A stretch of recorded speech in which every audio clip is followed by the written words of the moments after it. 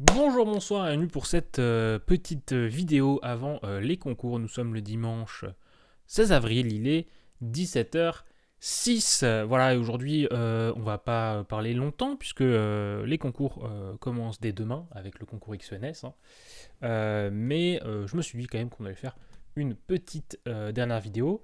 La semaine dernière, je vous avais donné des conseils pour les écrits. Donc si vous n'avez pas encore vu cette vidéo, je vous invite à aller la voir. Je la mettrai dans le petit i en haut à droite, ça veut dire par là-bas normalement. Voilà. Mais sinon, on va discuter un peu de ça. Déjà dans les conseils, globalement tous les conseils que j'ai donnés sont toujours valables. Je n'ai pas changé d'avis entre temps.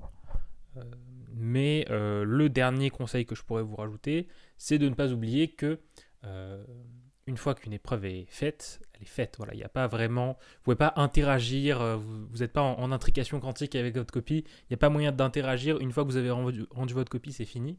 Donc ça sert à rien en fait de s'attarder plus que ça sur une épreuve. Une fois qu'elle est faite, elle est faite. Il faut passer à la suivante. C'est le seul conseil que je rajouterai par rapport à la vidéo que j'ai fait l'autre jour. Parce que je crois que je l'avais pas dit justement.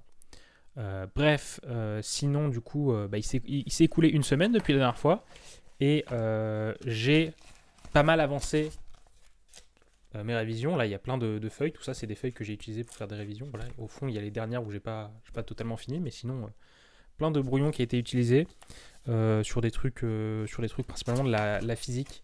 J'ai moins fait de maths puisque je me considère plus à l'aise en maths cette année que l'année dernière. Je vais peut-être faire un peu de maths là après, mais globalement ça sert plus à rien. Ça sert plus à grand chose. Je vais faire un peu de maths histoire quand même d'être bien dans l'esprit mathématique demain. Je vais faire un peu de français aussi, vite fait. S'il y a moyen de faire un peu de bachotage, d'apprendre deux trois citations, je vais en profiter puisque j'ai encore du temps. Mais globalement, dites-vous bien que là, il n'y a plus vraiment trop de choses qui sont utiles au niveau du travail, à part voilà, tout ce qui est de faire du bachotage de dernière minute en français, qui ça pour le coup est toujours utile. C'est toujours utile d'avoir une citation ou deux dans un coin de sa tête. Je dis une citation ou deux, vous doutez bien que c'est bien plus qu'il faut avoir. Hein.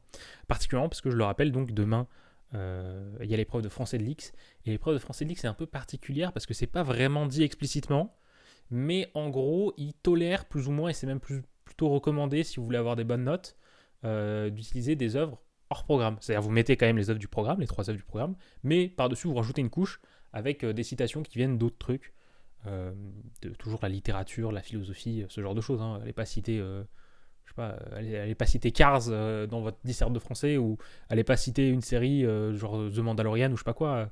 Ça c'est une mauvaise idée. Je vous le dis tout de suite. D'ailleurs, je crois que j'avais justement entendu parler l'année dernière. Il y avait une série qui sortait vers cette période et il y avait des gens qui l'avaient cité. Je sais plus ce qu'était la série, mais je sais qu'il y a des gens qui l'ont cité. Et ne le faites pas, hein, tout simplement. Euh, Contentez-vous de citer de la littérature qui passe bien. Donc, puisque je le rappelle, donc je sais plus si je l'ai déjà dit, mais donc là il y a les épreuves de l'X, ça je l'ai dit. Mais du coup, comment ça s'organise? Donc on a demain, c'est le lundi, on a l'épreuve de maths A et l'épreuve de français. Math A qui compte pour tout, hein, si je ne me trompe pas. C'est-à-dire pour X et pour l'X et pour toutes les ENS. Si je ne me trompe pas, je vais vérifier vite fait. Normalement, ça devrait être rapide. Alors ça, c'est un truc de physique, donc ça va pas être dedans. Là-bas, j'ai des maths. Hop. Voilà, j'ai des maths juste ici. Pendant que la souris de mon ordinateur ne fonctionne plus. Donc j'ai des maths, j'ai des maths, j'ai des maths. Et qu'est-ce qu'on nous dit pour ce qui est des épreuves? C'est de l'info des mines. Voilà, alors XENS Math A 2018. C'est X Lyon Cachan Rennes. Donc visiblement ça ne compte pas pour Ulm. Donc c'est pour ça. Parce que oui, en fait dans toutes les épreuves de l'X, ou même toutes les épreuves d'XENS, là je mets par exemple la première page. Hop, et vous voyez qu'il y a marqué donc XLCR. C'est des abréviations pour savoir en fait à quelle école pour quelle école compte l'épreuve. Et donc XLCR, c'est pour X, donc Polytechnique, Lyon pour le NS, Cachan et Rennes. Donc pour les autres NS, vous avez U pour Ulm et puis je sais plus ce qu'il y a d'autre. Bref, donc il y a ça lundi, donc le matin maths A, l'après-midi français. Le mardi, on a maths B et info A. Maths B, ça compte juste pour l'X. Et info A, j'ai toujours un doute, je ne sais jamais si c'est l'IPT, donc l'informatique pour tous, ou si c'est l'option. Je crois que c'est l'informatique pour tous. Voilà, ensuite mercredi, on aura physique, qui compte pour tout le monde aussi. Donc mercredi physique et anglais, ou plutôt votre langue vivante, moi c'est anglais. Jeudi, on aura, donc moi j'ai maths D et info B, sachant que du coup,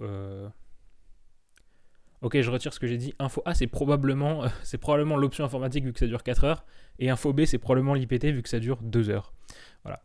Mais Maths D, c'est une épreuve, donc je le rappelle, exclusive. Attention, c'est exclusive. C'est exclusif à Ulm. Voilà, donc c'est l'épreuve de maths de 6 heures. Vous avez, si vous voulez vous faire plaisir, vous pouvez échanger à la place, si pendant l'inscription, vous pouvez échanger contre une épreuve d'info. Si vous vouliez, en fait, ça dépend en fait. Si vous voulez intégrer Ulm Math ou Ulm Info. C'est la seule différence. Et je crois que c'est possible aussi... Non, je crois que c'est tout.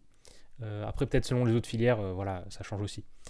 Et après, du coup, info B. Et on finira vendredi avec juste Maths C. Voilà, qui sera de 8h à midi. Maths C qui compte probablement pour tout le monde. Je pourrais vérifier. Je vous avoue que j'ai un peu la flemme. Mais on va dire que ça compte pour tout le monde. Voilà. Donc, il y a ça. Donc, je rappelle, donc c'est École Polytechnique, ENS Paris, ENS Lyon, ENS Paris-Saclay et Rennes. Donc, voilà. Pas grand-chose d'autre à dire. Je réfléchis, est-ce que y a des choses qui me viennent à l'esprit? Non, donc, je le rappelle, je vous ai dit tout ce qu'il y avait à savoir. Je vous souhaite globalement bon courage à tous et à toutes. Peu importe les filières, hein, même si du coup peut-être qu'il y en a qui ont déjà commencé, puisque je sais notamment qu'il y avait le concours IPSA Epita Esme, qui durait une journée, qui a démarré la semaine dernière, probablement samedi dernier, et il y avait le concours saisie, qui était mercredi et jeudi probablement. Bon voilà, il y avait ces concours-là, qui sont des concours pour des écoles post-bac, mais qui sont quand même des concours. Donc voilà. Et puis, puisse le sort vous être favorable, hein, comme on dirait dans une série de livres que je ne citerai pas, à savoir Hunger Games. Ça fait très longtemps que j'ai pas lu Hunger Games d'ailleurs. Je sais même pas si j'ai lu ça un jour. Bref, je m'égare, je divague. Tout ça parce que j'ai pas vraiment envie de penser au fait que ça commence demain. J'ai envie d'aller dormir globalement et c'est ce que je vais faire aussi. Puisque, comme vous le savez, le plus important c'est d'être frais et dispo pour les épreuves. Et ça implique de ne pas se coucher à 3h du matin pour se réveiller à 6h. Hein. C'est mieux si vous vous couchez à des heures raisonnables et vous vous levez à des heures raisonnables. Alors raisonnable, ça dépend, parce que du coup, si vous êtes assez loin des centres d'examen, ça va être assez compliqué. Moi, ça va, je suis à 20 minutes en voiture, un truc comme ça. Donc ça va, en gros, demain, j'irai pour être à 7h probablement, 7h30 plutôt.